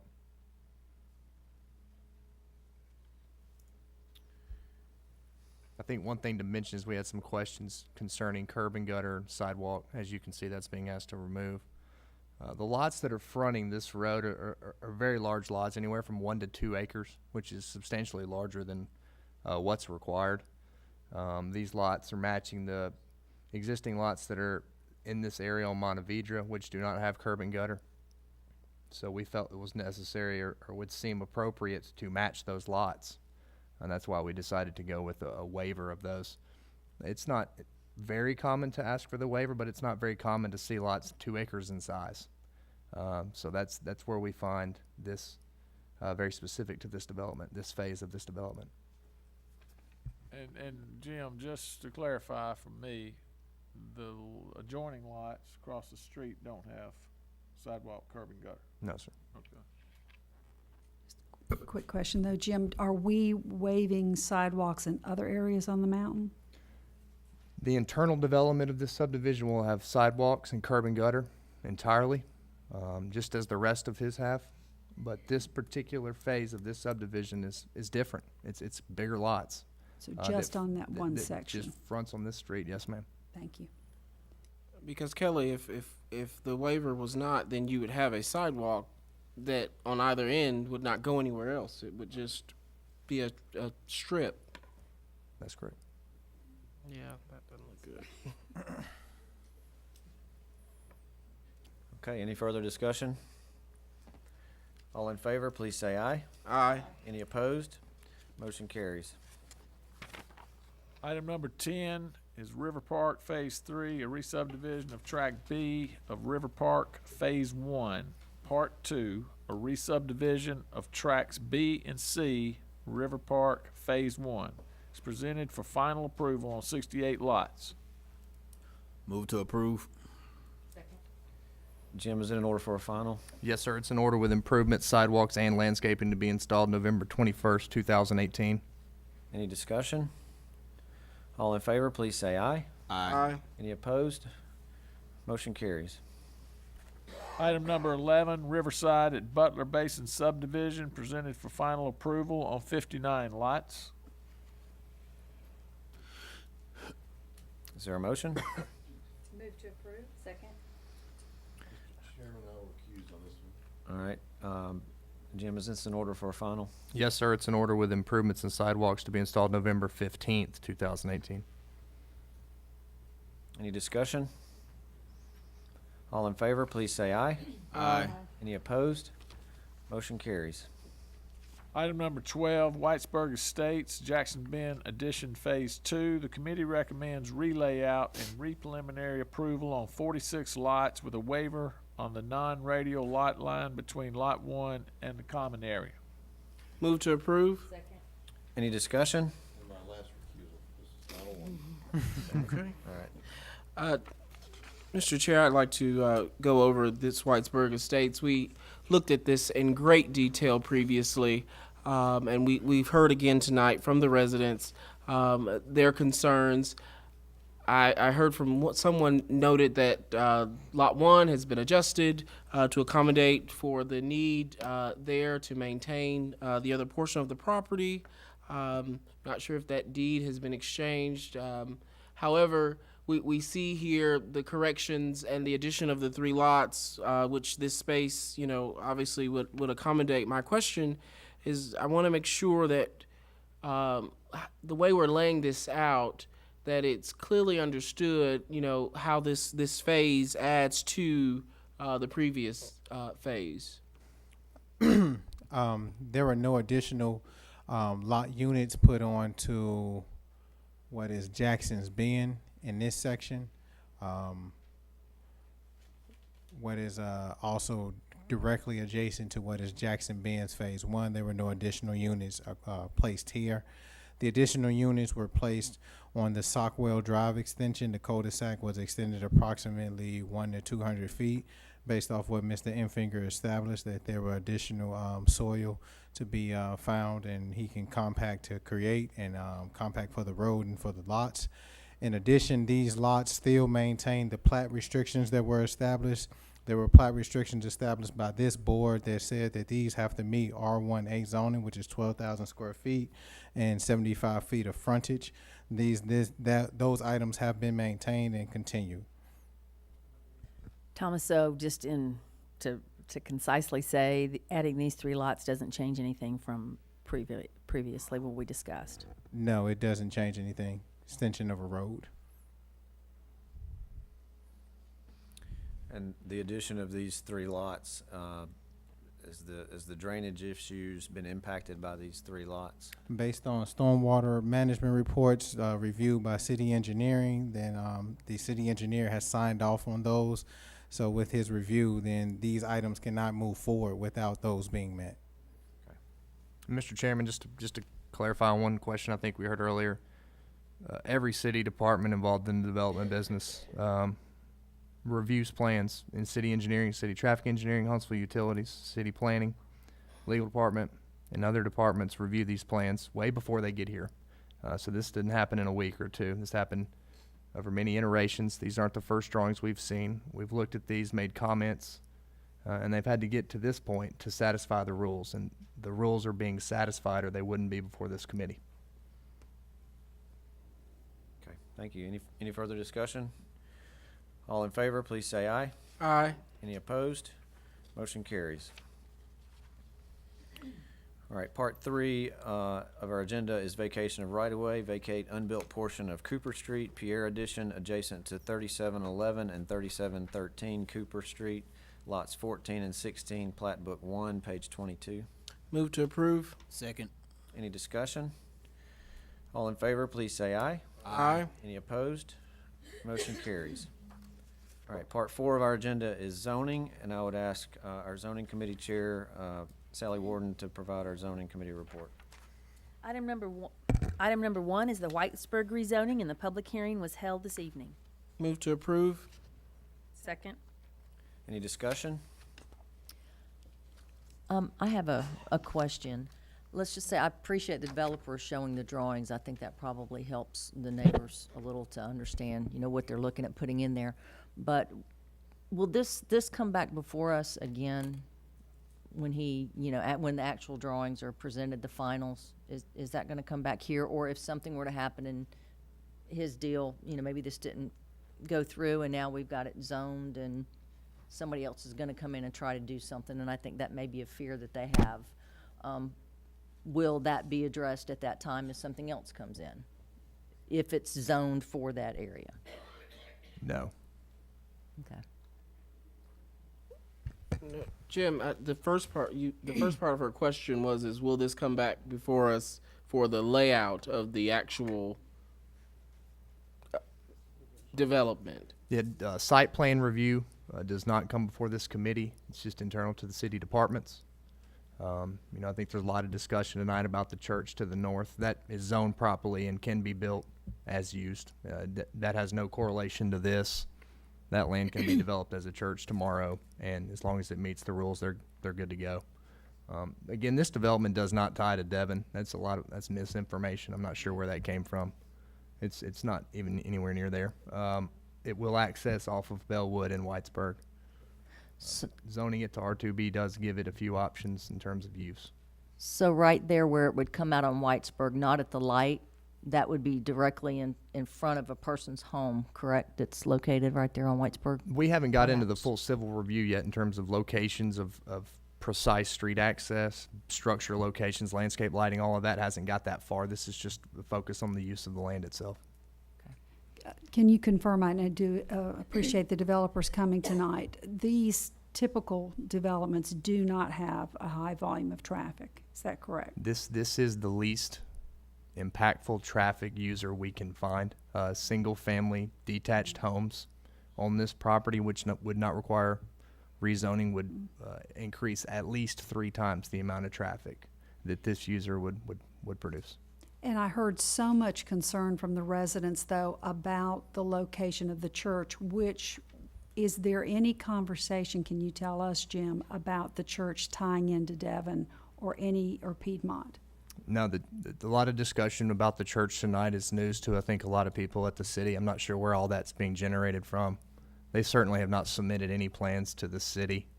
I think, you know, people have tossed around ideas, but the church site plan or layout is not something that any city departments have seen for review for approval. And so I just want to be very clear that all we're voting on tonight is the hatched area for the retirement home, for the assisted living facility. Yes, ma'am. Okay.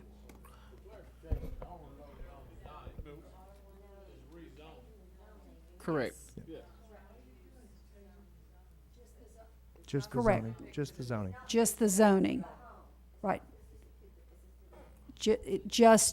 All we're doing is changing the zoning, correct, that would permit this particular use. But Okay, hold on. Let us deliberate, okay, and we'll address the concerns. But we are not voting on the property for the church. That's correct.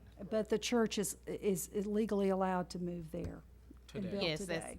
that's correct. On either parcel, whether it's the proposed parcel that's hatched or any of the residents 1A or any of the properties south of here, if they decided they wanted to sell and someone wanted to build a church and other places of worship is a permitted right in most zoning districts, and they're most commonly found in our residential districts, which would include the current residence 1A zoning designation. And there are 2 churches that are north of this property that are permitted there by right as well. Ashley, could you tell us what else besides senior living like this could be in 2B? Yes, 2B can accommodate a variety of uses. You can have single-family detached as well as attached. You can have 2-family houses. You can have zero lot line dwellings, which are similar to patio homes.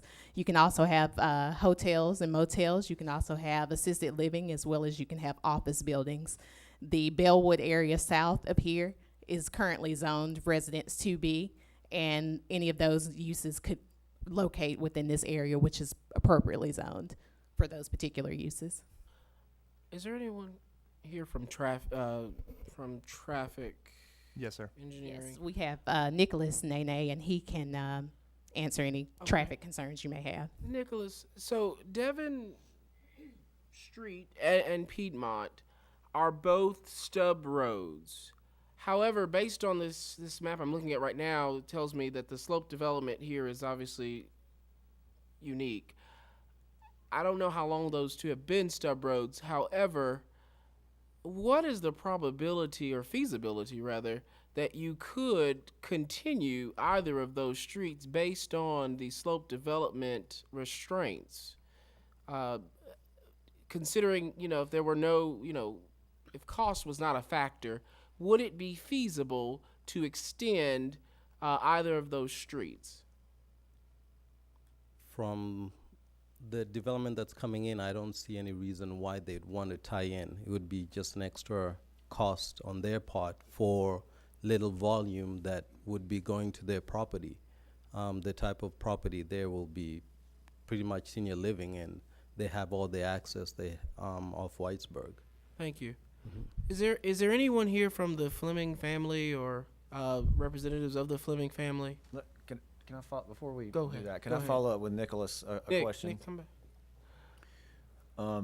And just to clarify what we are voting on, we're voting on rezoning this property to R2B, but that rezoning is not tied to a specific development.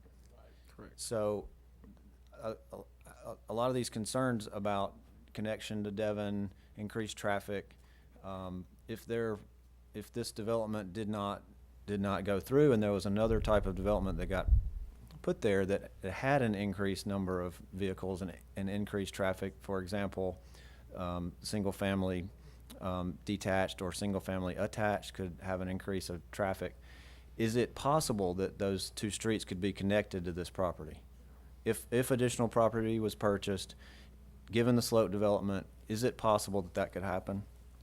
I don't know what the topography looks like. It's possible if they did want a connection. We could always review it in the future, but that's just hypothetical for now. Okay. Yeah. Okay. So is the representative from the Fleming family or attorney that's present? I would like to ask if anyone else has the answer.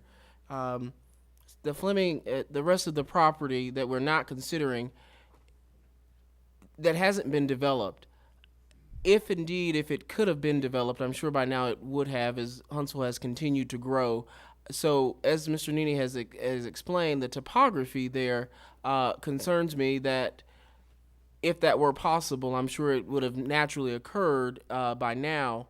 However, dealing with the portion that we are focusing on tonight, the feasibility financially to do that for this development that is offered, if approved, or any other R2B use, would not be financially feasible based on the topography. I don't know how it would tie.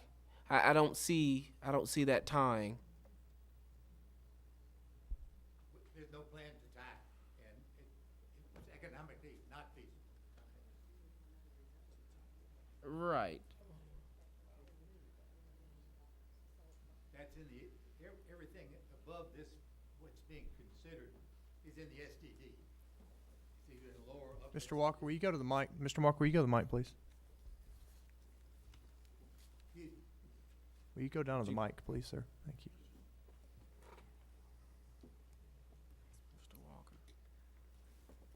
My name's Ben Walker. I'm married to one of the Flemings. I'm the manager of Piedmont Management LLC, which manages this property for all the grandkids that own it now. And I was saying there's no plan to extend or to connect what's being considered with Devon or Piedmont. Yes, it was said earlier, we've had dozens of plans for this area before, but now what we're trying to do is pull off of the hill and develop the area that's below the SDD. I don't, it's just not feasible to go up into that hillside. And in terms of looking at the hillside, if you'll note on those maps, a big part of that hillside behind everything along there from Airport Road north has been dedicated as dedicated green space, open space. And that was the family's choice because they wanted to preserve the hill. And I don't know that there's any, we've had discussions if restricting this to say there'll be no mobile home park there, then no problem. There'll be no hotel, motel there, that's no problem. It's specifically what we would like to see is what is being proposed, because we think it preserves the nature of the home place, and again, I think the traffic is best doing this rather than spreading housing as far as we can spread it up the hillside.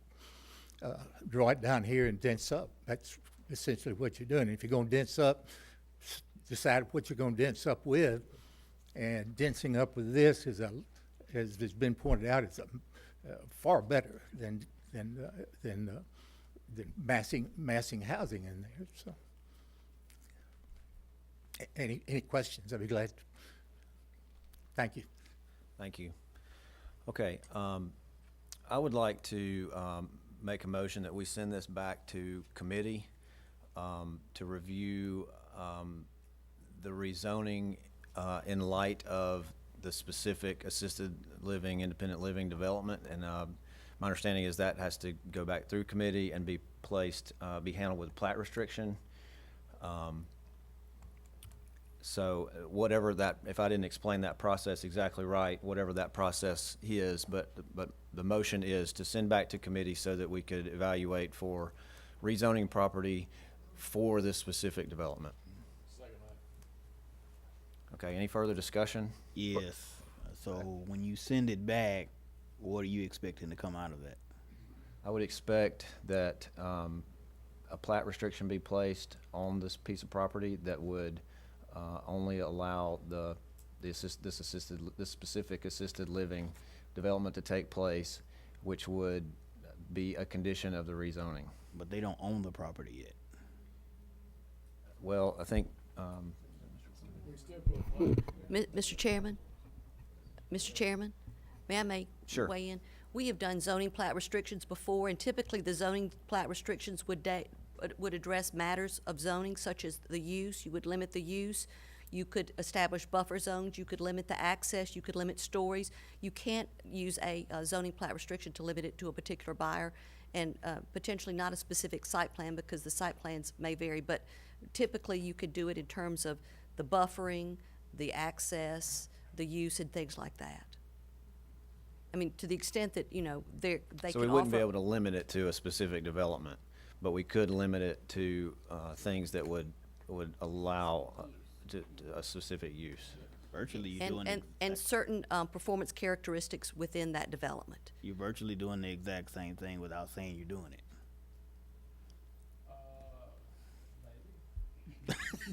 We've done that before, where we've limited stories, we've required landscape buffers, we've limited uses, and things like that for different developments that were going near residential districts. The point in my motion is to prevent a situation where we end up with a hotel or other high-density development, which would be allowed in R2. Just a question on the logistics of that or the timing of that. If it gets sent back to committee, we'll meet that from that on December the 13th, I believe is when our next Yes, zoning it committee would add meeting another, is. 30 days to their And then we timetable. could address the issue once again, Yes, approve, and or that- and that's disapprove the if the, rezoning at the December 19th meeting. Yes, that's correct. And that's if the developer and family wish to move forward with those With the plat restriction. requested restrictions. Earlier, there was mentioned of a timeline regarding, I guess, submission or approvals with the state for the use of the facility. Do we know if that would still be within that window, or would we be outside That of would that be a scope? question for the developer. Is the developer still here? Can you answer that?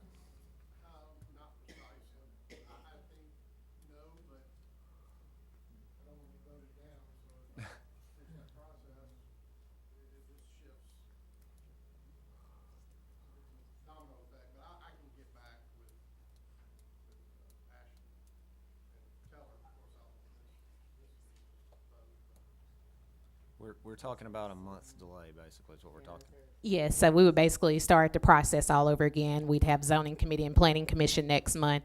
If the item is recommended by planning commission next month, at next month's meeting, we would move forth to council in January. Council would set the public hearing at the beginning meeting of the month. February, the fourth Tuesday of the month, they will take action, and the item would become effective in March.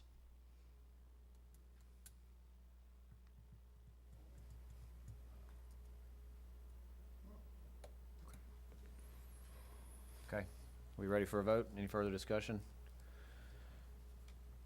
Okay, so we're voting on the amended motion. We're voting on the motion to send back to committee.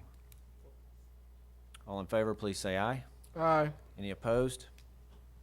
All right, motion carries. Sally, would you continue on? Item number 2 is the Paul Drive zoning. The public hearing was held this evening. Move to approve. Any discussion? All in favor, please say aye. Aye. Any opposed? Motion carries. Item number 3 is the Doug Hill zoning, and the public hearing was held this evening. Move to approve. Any discussion? All in favor, please say aye. Aye. Any opposed? Motion carries.